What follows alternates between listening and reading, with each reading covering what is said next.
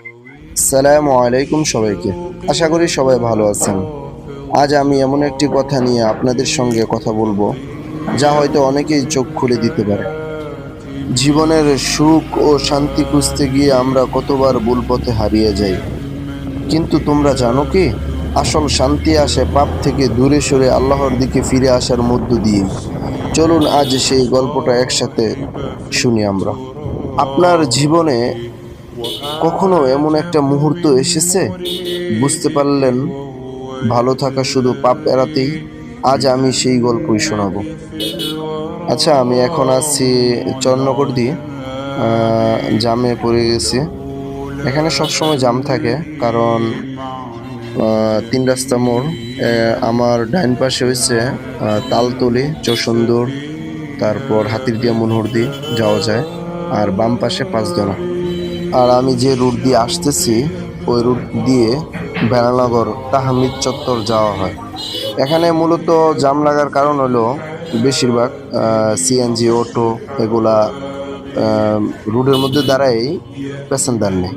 তো যাই হোক, এখন এই সিএনজিকে আমি এই যে হরেন দিতেছি, উনি বলতেছে অটো আছে, অথচ খালি আছে, পাশ দিয়ে যেতে পারে।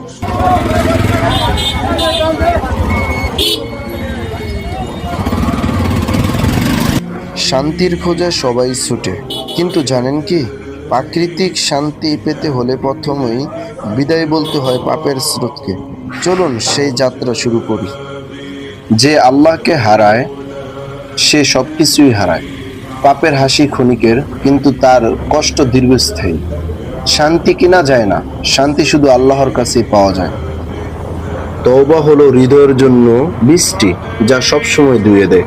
মানুষ ভুলে যায়, কিন্তু আল্লাহ তাআলা ভুলে যায় না।